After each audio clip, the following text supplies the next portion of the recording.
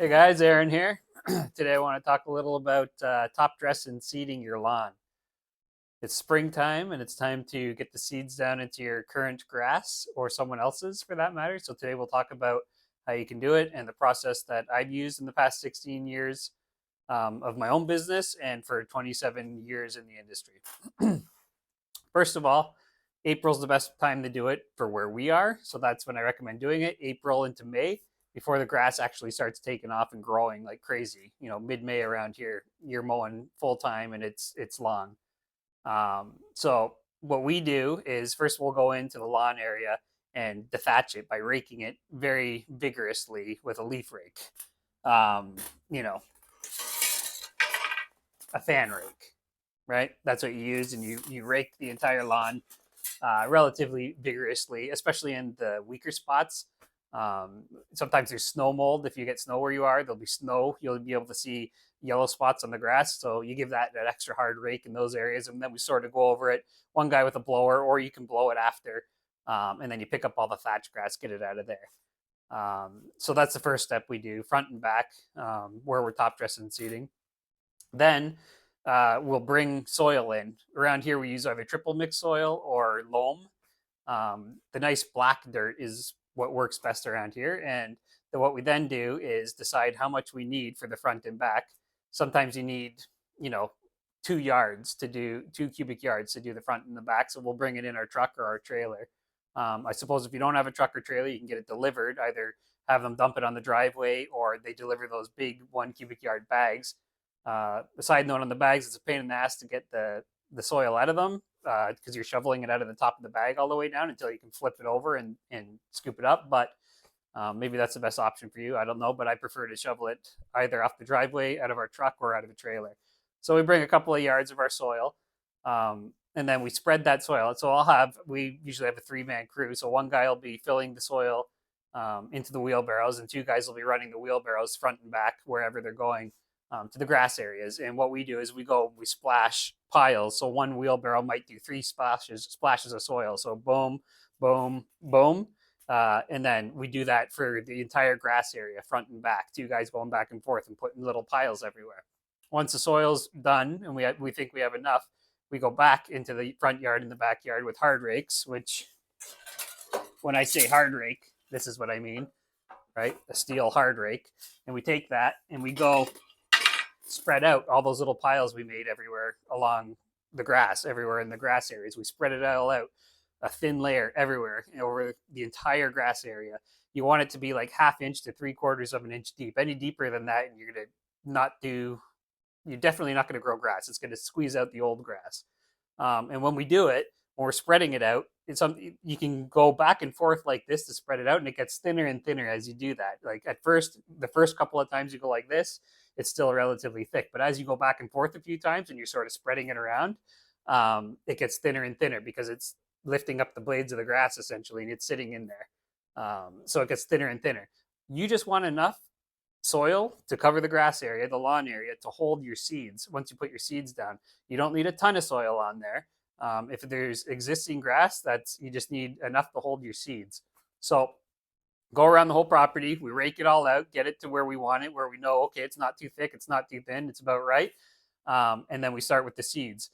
How we do it, and I recommend you do it, is call your local landscape supply store and ask them what the landscapers, or if you're a landscaper, ask what the best seed is for your area. And they'll know.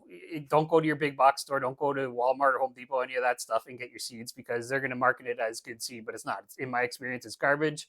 I've been doing this long enough to know that all those guys sell is weeds in a bag, and it grows very quickly, but it's not quality. You want what the landscapers are using in your neighborhoods, in your area where you're working.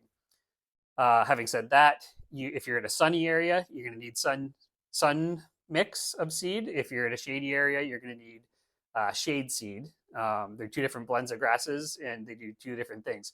Now, if it's a little bit of A and a little bit of B, then I try and mix it. I'll just mix a little bit of shade in with the sun seed. It depends on the area, and I'll make my own blend of the 2 seeds, shade and sun, and I'll use that everywhere. So now you've got your seeds at your site. You got a quality seed.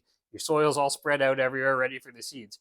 Then we go around and I this is how we do it. There's 3 different ways you can do it, but the way I do it for most normal sized lawns is we feed the chickens. We have the bag, and you're throwing handfuls, just bing, bing, bing, and you can watch the seed as you throw it. You can watch it come down, and you'll see it in your soil on the grass, and you'll see where exactly where you've done as you're doing it. You're throwing your seed everywhere um, to cover your area.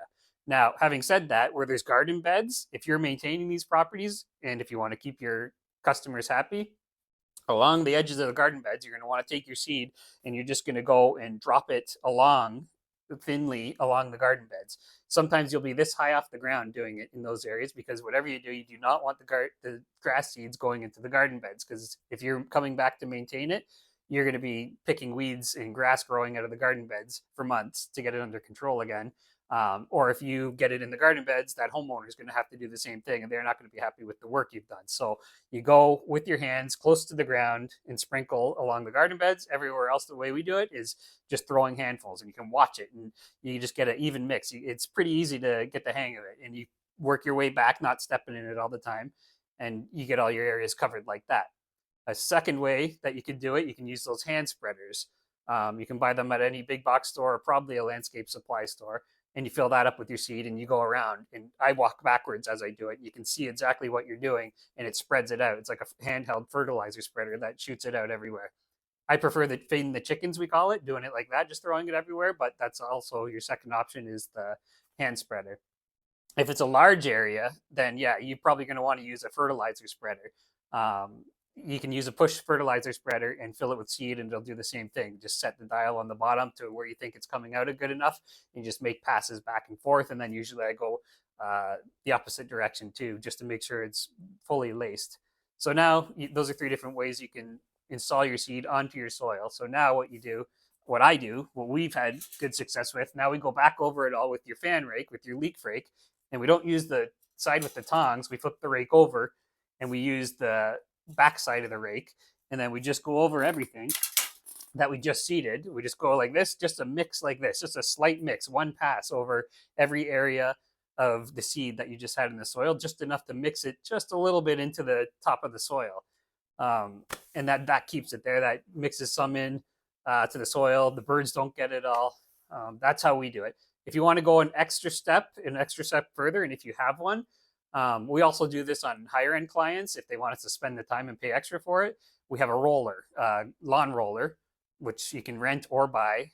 They're relatively cheap. You fill it up with water, and then we will roll what we just did, the entire lawn, with that lawn roller. That presses the seed right into your new fluffy soil. Now turns into like a harder soil into the grass, and it keeps it there. It's an added touch. It does work just as well as leaving it untouched, loose on top, but I find the birds don't get it as much if you use a roller and go over it. Now, I've done this 27 years that I've been doing landscaping, and 16 years that I've been in business, and good results. People are very happy with the results after, because you're doing this in April, mid-April, end of April, whenever. And May, when it starts warming up, with all April showers brings May flowers, your grass starts growing like crazy. So it's already growing. Now you've just put a whole ton of seed on there, and it's really starting to grow. It thickens up your lawn.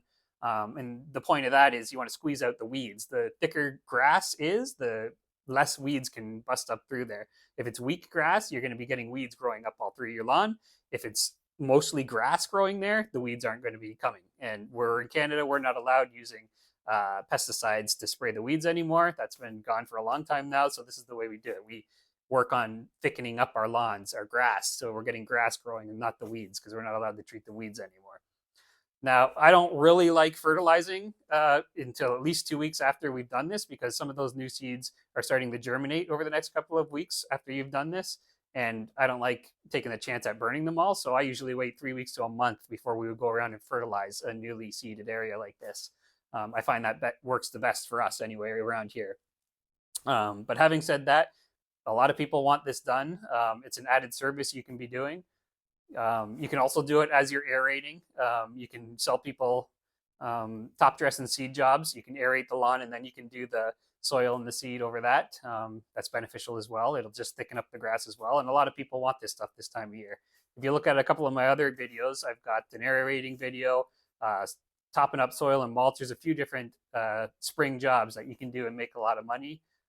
this time of year, and this is one of them as well. It's an easy upsell to anybody. If you're already there working, it's easy to do, and they'll probably go for it, and you can make some decent money doing it. So thank you. If you got anything out of this, consider subscribing or liking the video at the least, and take a look at my other videos if you want other landscaping ideas, whether you're thinking of opening your own business or you're a homeowner. I hope you enjoyed the content today, and have a good day.